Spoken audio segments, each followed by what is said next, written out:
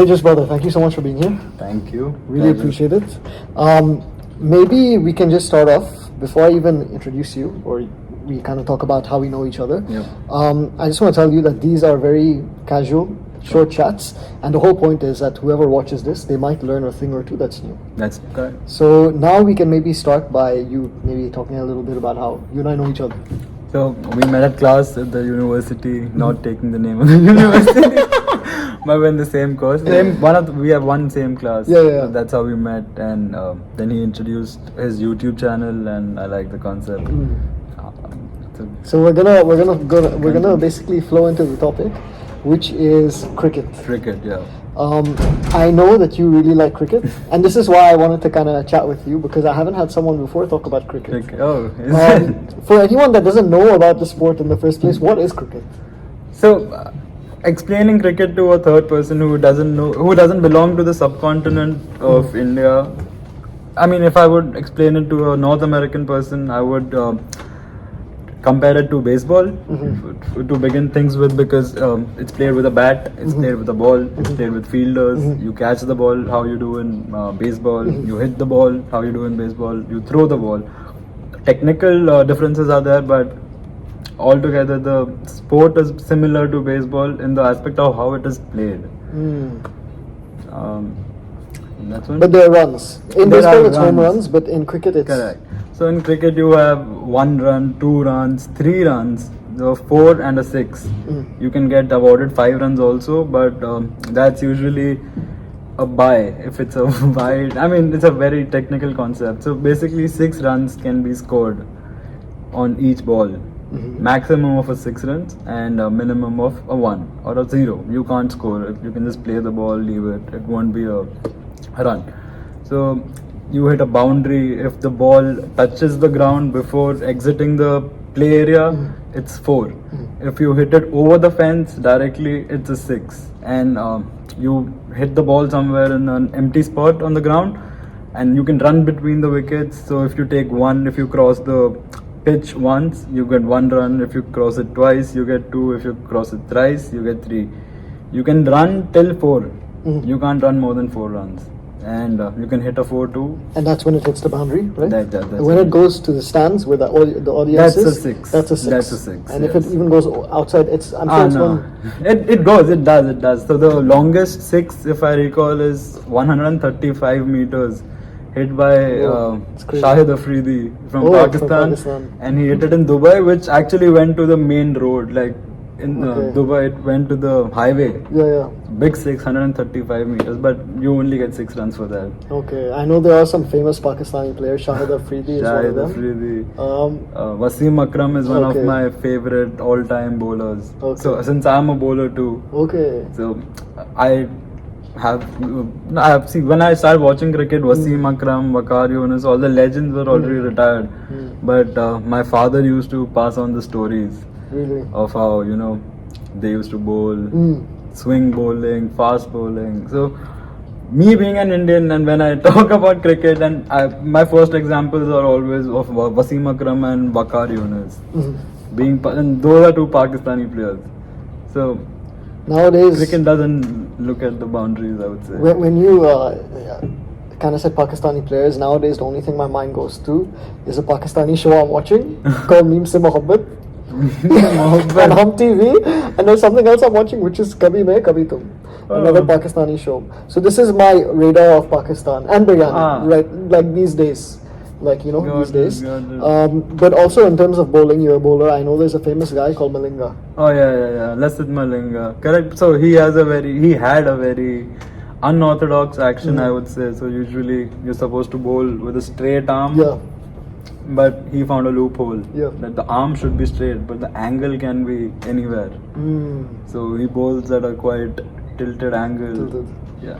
Usually all the bowlers bowl at a 90-degree angle, 85 to 90 degree. That guy goes around 60, I would say. I grew up at the time when it was Rahul Dravid, Oh, Sachin, and Yeah. Dhoni as the wicketkeeper back when he had really long, Long hair. hair, yeah, And yeah, Harbhajan Singh and Srishant? Was it? Srishant. So you're talking about 2006, 2007. Yeah, that type. I remember there was a time where Harbhajan Singh, I think, slapped. Srishant, that was yeah. first or second season of Yeah. IPL. Yeah. That made the happened. rounds. That put cricket on the map. That put cricket on the map for very wrong reasons. Yeah. I mean, see, both were national teammates, but they were playing for different franchises. Some spat had happened between them, and Harbhajan turned out and slapped them, which is something you don't want to see happening. It reminded me of the football with Italy versus France. The Zidane, 2006, yeah. but when I think things got a bit personal. He did, yep. And I just want to kind of talk a little bit about your love for cricket, kind of how you got into How it. got into it, And then from there, I'd like to go even further into what got you into bowling in particular. Okay, got Yeah. it. So, cricket. I mean, you don't. If I'm born in India, every Indian kid when they're born, suddenly out of nowhere you just get a bat. The first thing they put in your hand is a bat, cricket bat. Cricket. Everybody watches cricket. It's a religion. It's treated as a religion in India.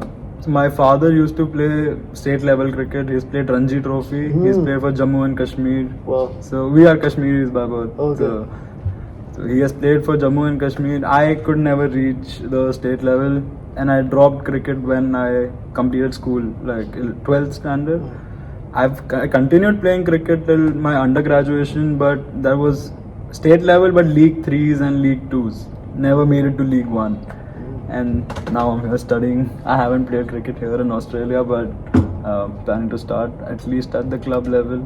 There are a lot of, I think, Oh, opportunities yes. to play here. Correct, I have a correct, couple of correct. friends from Kerala. who Lot play of cricket grounds are there in St Kilda. Mm. When you So cross you're St planning Kilda. that? Definitely get into it. 'cause Oh, have friends doing it. I have to.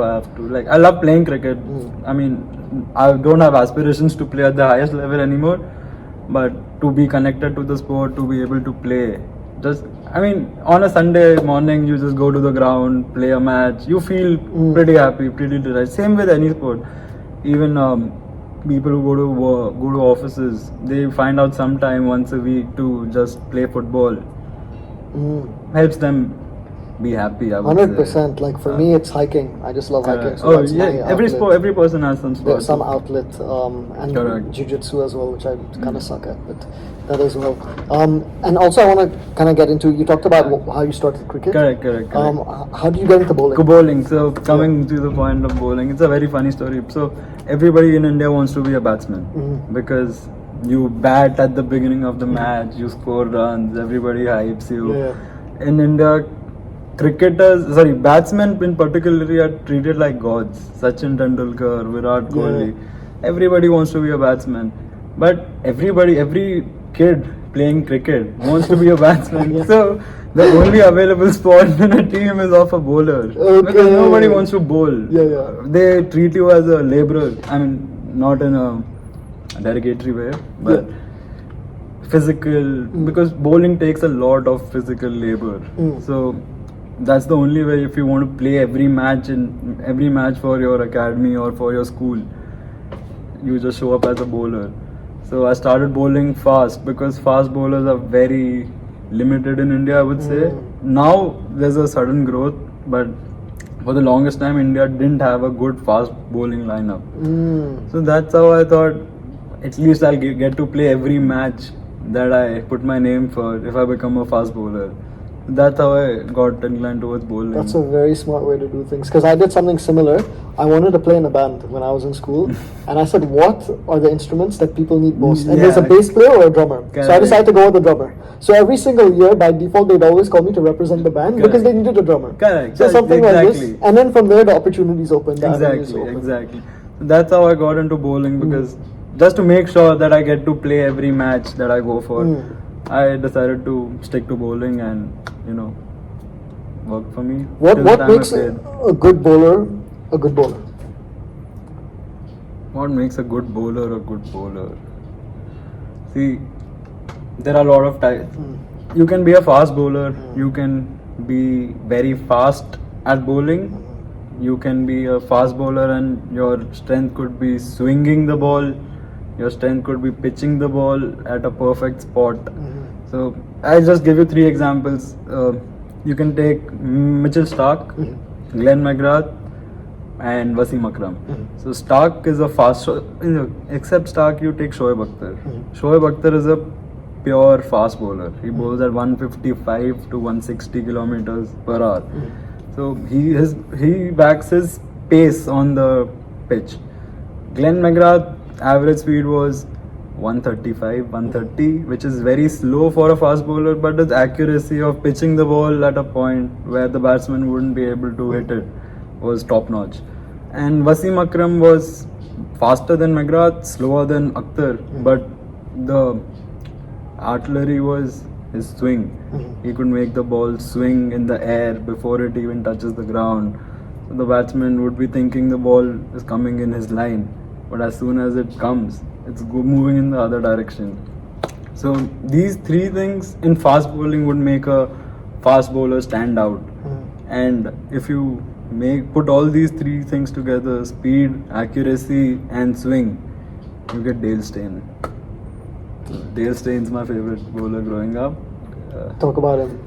Dale Steyn, so he had speed, he had accuracy, he had swing. Where's he from? South Africa. South Africa, Yeah. okay. So Dale Steyn was one of my favorite fast bowlers growing up. He recently retired 2017, 2016. But I mean, the fact he was the number 1 ranked bowler for 7 years continuously, no one came close That's a to big him. deal. No, that's a very big deal. As you've played at the peak of the game, not even your personal game, at the peak of the entire sport for 7 years. Speaking of like playing at a high level, my cousin, Yeah. he played Ranchi Oh, he for did a he? couple years. Yeah. I forgot which state he represented. I think West Bengal or something like Oh, this. yeah, okay. But he's a guy called Dhiraj, very good player. He's still playing? I think now he just left it because now he has an entrepreneurial mindset. Yeah, so yeah. he's opened pickleball courts in Calcutta. Oh, so yeah, pickleball, dude. Yeah. Tennis courts in India have shut down recently. So they have converted. So if you have 2 tennis courts, they have converted into 4 or 5 pickleball or paddle courts, and they're making bank. Yeah. Same thing happened actually in my compound where my family lives. It was a badminton court. They just Correct. turned it to pickleball, and now there's a wait list. No one uses the badminton court. Exactly. Now No it's one used exactly. Pretty wild. So all the tennis courts, badminton courts in India, especially like, I can talk about Mumbai because that's where I'm from. So I mean, good opportunity and to utilize the opportunity. You're making good money out of it. But Have you played pickleball? I have played it here Yeah. in our campus, Yeah. behind the building, but I don't like it. It's not a sport. Nothing's as I good as don't cricket. rate it anywhere as a sport. I would rate it as a game. Recreational, yeah. game, but not as a sport. Like ping pong or something. It's Yeah. like Ping pong is a sport. No. okay, well, something recreational. Yeah, something recreational, You could but say. I don't consider pickle or paddle a sport. I want to ask you one more question about the cricket, and it was about from an India perspective. What's the best way to rise your ranks up to a national level? That's the peak. So what's the journey for someone who's making it there? The thing in India, I would say the population is a downside if you want to become a cricketer, because 80% I would say 80% of the kids, they just want to become cricketers. When they are born, the first sport they play is 90% of the times cricket. So the thing is, the skill level in India has reached great heights. I see kids who are 8 or 10 years old hardly, but they can smash me for runs. And when I see that, then I can say, okay, this kid has this much talent at 10 if he continues playing it. But again, there's a lot of politics, there's a lot of nepotism. Those things are there, but if you are talented, if you are a gifted player, you still need to work hard on it. Like one example I can take, Prithvi Shaw was a player. He captained under 19 India in 2016, 2017, and he was termed as next Sachin Tendulkar. Really? But his career took a turn for the worse. He Yeah. got into bad habits, started drinking, Ooh. partying, and then lost his fitness. So that was his decline. That was he's gone. He's not in Yeah. the anywhere to be seen now. He's not playing anywhere. Speaking of players, who is your absolute favorite player? Absolute favorite player has to be Virat Kohli. Okay.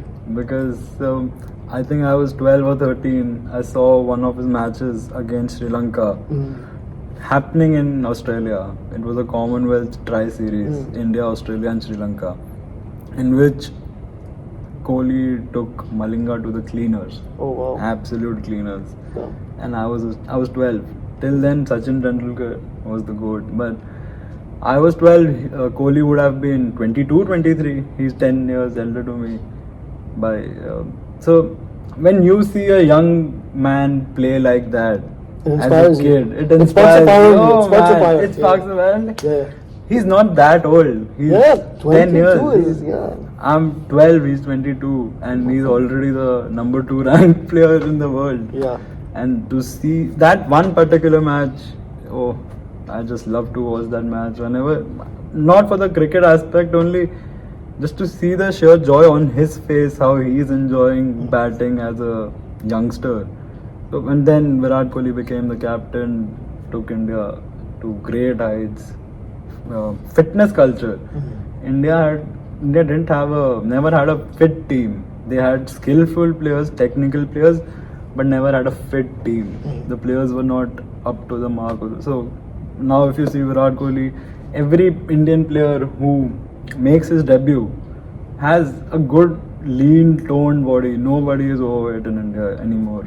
And I think there's also more knowledge about nutrition. Oh yes. Because you were saying like it's gone to new heights. It's also, I think, people have the money Correct. now. Money now, yes. So again, India is still a growing country. Yeah. The economy is still growing. The more and more people get in the money, they have resources. They have nutrition, as you mentioned, nutrition. They have access to internet. I mean, today if a person has ChatGPT and he just opens how to improve my cricket, I'm pretty sure ChatGPT will give them an answer on how to. The technical aspect, of course, it helps. Like I go to ChatGPT and I ask it, I'm trying to bowl this way, but it's not moving. What should I do? So it'll tell me hold the ball a little to the other side, throw it in a different direction. It's very weird. 20 years ago, for the same advice, you would have gone pillar to post just to get someone to do it. Now it's at the phone. Yeah. I mean, you still have to execute it, but to get that information in a second, try this differently. It's a game changer. It's a level playing field now. People who have access to It's a level knowledge-wise, information-wise, yes. But cricket equipments are still pretty expensive in India. Even though they are the cheapest in the world, in India, for the Indian public, a big population of India is still under poverty. Like I can't deny that fact. But you need some amount of money to at least start somewhere. Where do you see the future of cricket going?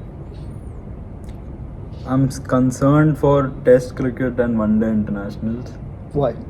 Because see, Test cricket takes 5 days to give you a result. Yeah. You play for 5 days, and even after 5 days, there is a possibility of getting a draw. Yeah. You won't get a result. So people don't watch a lot of Test cricket now. One-Day international, again, it takes 8 hours, 9 hours for one match to get done. So that's how they introduced T20 cricket in 2007. Because people have short attention spans, they want something fast. Yeah, so you're coming back at 7 o'clock from office, 7:30 the match starts. By the time you're done with your dinner, which is 10:30, 3 hours, match is over. And results are out. You don't need to anticipate the days. Exactly. I think people's interest wanes as well over the days. Yeah, but the type of cricket that has been that's played in T20 and that's played in Test and One-Day internationals is very different. It's Test and ODI. I would say it's a very strategic game. You have to plan ahead what to do because you can't finish the match just in half an hour. You need to plan ahead. There's a lot of planning, plotting, executing your strategies. Yeah. T20, you just come bang, bang, bang, and you go home. That's it. You don't have time to think. You don't have time to react in T20. You know, when people ask me about like the most iconic moment for me in cricket, I never watched cricket much, but I just happened to be in front of the TV at this time when Yuvraj Singh hit 6 sixes. 6 sixes. I was just in front of the TV at that time. I think I was like, was that 2008 or 7? Yeah. I was 9 years old. First T20 World Cup ever. It was held in South Africa. That was iconic. What's your favorite moment in cricket? Cricket. 2011 World Cup when India won. So I was at the stadium. I was lucky enough to be at the stadium. So I'm from Bombay, as I mentioned. The World Cup final happened in Mumbai. I was fortunate enough my dad could arrange for some tickets, and I had gone with my father and my brother. And to see India win a World Cup, because they won after 28 years. The last time they had won was 1983. It's iconic. So my father was my age when they had won, and so when they won the World Cup in 2011, I was 12. When they won in 83, my father would have been the same age, 12, 13. That's crazy. You know, so you were there during that time in the stadium. Oh, in the stadium. No, you were there, right? Yeah. For me, I remember I was growing up in Cairo during that time. I was a school kid, and the Indian community there was tiny. So all the Indian community gathered around in one person's apartment, and we watched it on a tiny TV. I remember that clearly. That must have felt so good, like after just that. All the Indians in Egypt in that small, not literally, but you know what I mean. So there was a sense of community and camaraderie, but nothing like. Exactly, cricket unites India. Exactly. Cricket unites India. Cricket unites the subcontinent as well. Like I would say, India, Pakistan, Sri Lanka, Afghanistan. So these 4 countries are always quarreling with each other. But when it comes to cricket, you can see 4 of them sitting together and have a talk at least peacefully. It unites people because there's passion. It's passion. There's fire. Right? I mean, we're the same people in the subcontinent. Of course. Our faith was not on our side. We got separated, but everything's same. They have the same love for the sport. Even culture is very similar. Cultures, there's no difference practically. It's 1920. That's beautiful. We're running the end of the conversation, but there's one question I want to ask you, and this is the question I ask everyone. Okay. At the very end, and it's if anyone's watching this right now, and people will be watching this, could you give any general piece of advice that you think would benefit them? General piece of advice? General piece of advice. Not related to... Anything, bro. Anything. General piece of advice. Be happy. Stay happy.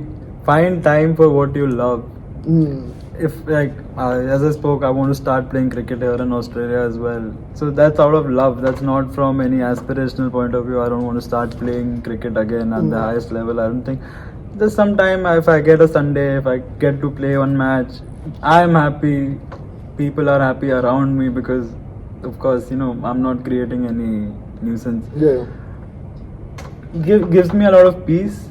So that's my advice. Just find some activity, especially a sport for yourself that will help you calm down and generally be happy in life. An outlet to just unplug. Oh yeah, definitely. Unplug, sleep, chill. Beautiful advice and a good point to end it on. Brother, thank you so much for being here and sharing a part of your passion. I think it was really inspiring, and I'm sure other people would have learned a thing or two. I hope so. Thank you so much. Thank you so much, See you, man.